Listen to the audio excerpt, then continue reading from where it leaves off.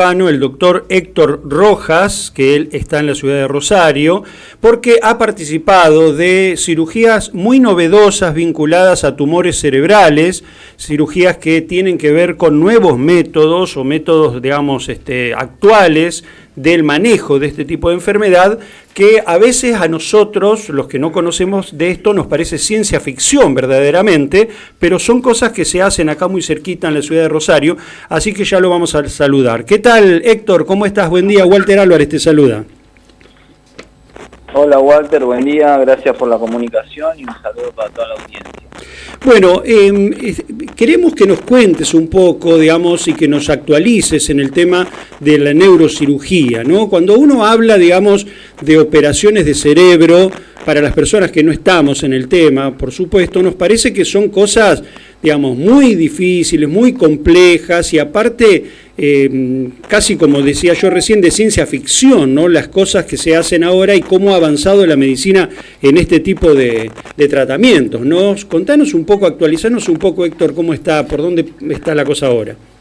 Bien, bueno, la cirugía de tumores cerebrales, como vos bien decís, y la neurocirugía en general han avanzado mucho de la mano de la tecnología, obviamente, ¿no? Si bien el conocimiento científico va avanzando, el gran paso adelante es tecnológico. Entonces nosotros ahora tenemos posibilidad de hacer cosas que hasta hace tiempo eran impensables. Lo más importante en una cirugía de un tumor cerebral, obviamente, es poder resecar toda la lesión, preservando el tejido funcional que es el cerebro, ¿no? Que es uno de los órganos por ahí más delicados del organismo. Entonces, en lo que ha avanzado la cirugía es en eso, en métodos de localización asistidos por computadora y también técnicas para preservar la función del cerebro. Dentro de los primeros, que es para localizar, o sea, tenemos equipos de neuronavegación, que son equipos como un GPS, una cámara está apuntando hacia la cabeza del paciente y nosotros vemos en un monitor exactamente la resonancia del paciente proyectada en la cabeza. Entonces nos ubicamos perfectamente, podemos identificar el tumor con una precisión de milímetros. Eso antes no estaba disponible. Y también, respecto a proteger al paciente, una de las técnicas más avanzadas que hay ahora es operar a un paciente despierto, o sea, mientras estamos operando y vamos recetando la lesión, el paciente está despierto y va colaborando y vamos haciendo pruebas, como hablar, como mover la mano, la pierna, a medida de avanzar cirugía y asegurarnos de no lesionar el tejido dental. Yo recuerdo el caso de creo que era un clarinetista de la Orquesta Sinfónica de Rosario, que mientras lo estaban operando, él tocaba el clarinete justamente para ir chequeando esto de las funciones, ¿no?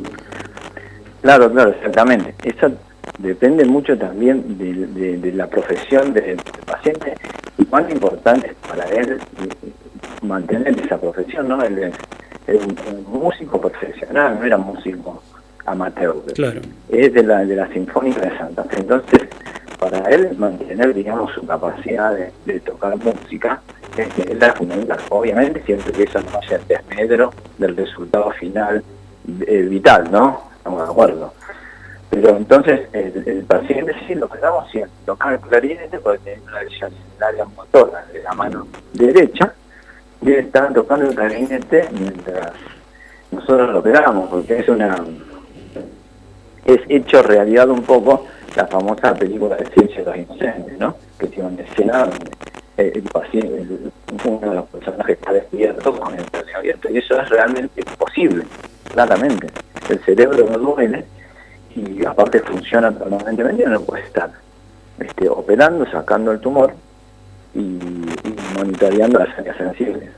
Claro, porque bueno, hay que decir que el cerebro, digamos, en distintos lugares del cerebro manejan distintas funciones y distintos sentidos y, digamos, justamente esto es lo que vos decías, ¿no? Es decir, lo difícil debe ser cómo manejar ese límite, es decir, cómo manejar el límite del tumor con, digamos, un lugar que esté asociado, por ejemplo, a la visión, a la audición y no tocar ese sector para no, bueno, digamos, perjudicar al paciente en eso, ¿no?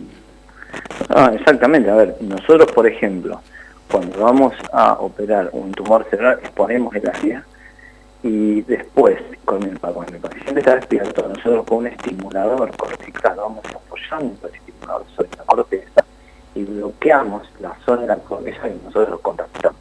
Entonces, si estamos cerca del área motora de la mano, le decimos al paciente que abre y cierra la mano mientras vamos tocando el área alrededor del tumor. Si en algún momento, al tocar la corteza, el paciente deja de mover la mano, la marcamos con un área que podemos llamar elocuente, ¿no? Es un área que... Lo mismo pasa cuando estamos cerca del área del tumor. Podemos contar al paciente y vamos mapeando, contactando la corteza alrededor del tumor, y si tocamos la zona del lenguaje, el paciente deja de contar y apenas dejamos el estimulador le toma una cuenta. Entonces vamos haciendo lo que se llama un mapeo de la corteza. O sea, empezar a determinar en la práctica, en la vida real, en ese paciente puntual, cuáles son las zonas de las funciones alrededor del tumor y por qué tumor. Y otra cosa también que han logrado hacer tiene que ver con esto de hacer intervenciones de tumores cerebrales con endoscopía a través de la nariz. O sea que hay casos que ni siquiera es necesario cortar el cráneo, ¿no es cierto, Héctor?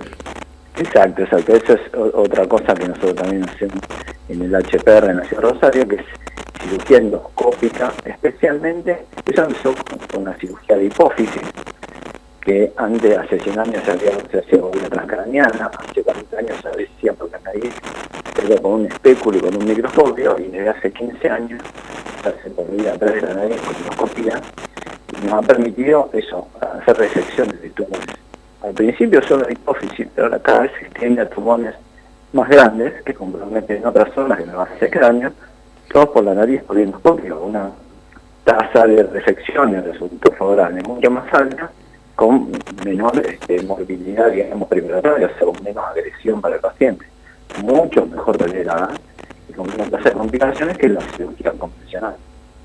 Claro, es avances realmente impresionantes e impensados, y son avances que encima avanzan, tengo entendido, geométricamente, ¿no? Es decir, cada vez son más rápidos el uso de la tecnología aplicada a este tipo de intervenciones quirúrgicas. Me imagino lo que se vendrá de acá a 10 o 20 años en esto. Bueno, eso es interesante porque cuando uno ve esta dinámica de los trabajos, ¿no? De cómo van cambiando los trabajos, de pensar en un futuro, qué trabajos vamos a tener, qué trabajos ahora no son más útiles, y esto de que la gente se queda sin trabajo y a veces no trabajos, ¿no?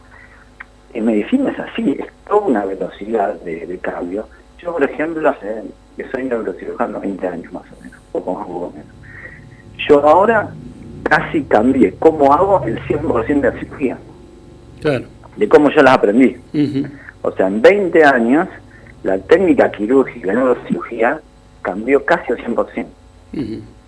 Ya no es la misma cirugía que yo hago ahora de la que hacíamos hace 20 años en todo. O sea, es un ritmo permanente. Y como vos decís, es un ritmo con una evolución exponencial, no es una evolución lineal, un cambio lineal. ¿Y qué a veces de un año para el otro cambia totalmente lo que hacemos. Claro. ¿Y qué es lo que se vislumbra o lo que ya se puede avisorar en función de los datos actuales a cómo van a ser este tipo de cirugías de acá a 10 o 20 años, por ejemplo? ¿Para dónde va? Bueno, a ver, la cirugía robótica obviamente va a tener un lugar muy importante. La cirugía robótica permite, cada vez los robots tienen movimientos más finos, más delicados, más controlados, obviamente siempre guiados por un humano, ¿no? Pero sí permite hacer cosas que por ahí es más difícil hacerlas con las manos. Eso es un gran campo de desarrollo, cada vez está en todas las áreas de cirugía, está avanzando. La cirugía guiada, obviamente, o sea, el tener métodos, tecnología que nos permita llegar a las lesiones en forma menos agresiva y más precisa. Y también, por otro lado, todo lo que sea la preservación de la función, ¿no? Y la rehabilitación de las funciones. No, yo creo que nosotros operamos muchos tumores cerebrales, y lo que decimos a la gente es que ahora, en términos generales, 1 o 2 años de ganar de tiempo es muchísimo tiempo. No es como antes, que la historia no cambiaba en 1 o 2 años. Ahora en 1 o 2 años puede cambiar la historia de una patología. Como por ejemplo fue los melanomas, que nosotros operamos metástasis y melanomas, pero hasta hace unos años los melanomas no había nada que hacer, las lesiones de piel que son negritas, que algunos dañan, que son melanoma y que son una lesión. Hasta hace unos años los pacientes con melanoma casi no tenían futuro, y ahora prácticamente los pacientes con melanoma se pueden tratar muy bien, con muy buena respuesta. Y eso cambió en años, en poquitos años. Entonces, es muy importante el cambio de la visión sobre el futuro de las patologías y esto de cuidarse y estar atento y hacer los controles, porque hay mucho para hacer y se vienen épocas donde vamos a tener respuesta a cosas que ahora no tenemos. Y con el ancho de banda y la implementación de la tecnología del 5G, ¿se hace en Rosario, por ejemplo, este tipo de operaciones que vemos en otras partes del mundo, donde un médico está en una ciudad y está operando un paciente de otra ciudad? Eso se puede hacer. En la práctica se hace más un poco en forma experimental y no tanto de forma, digamos, asistencial plana, porque no es estrictamente necesario. Pero sí son pruebas que técnicamente se pueden hacer. Incluso en Argentina tenemos toda la tecnología, al igual que en los mejores lugares del mundo. Eso es una gran verdad. Y tenemos todas las herramientas para hacerlo. Lo que pasa es que, obviamente, los sistemas de salud no son todos iguales y no es fácil aplicarlo a todos los pacientes, ¿no? Pero sí, la Argentina está muy bien posicionada a nivel médico en el mundo.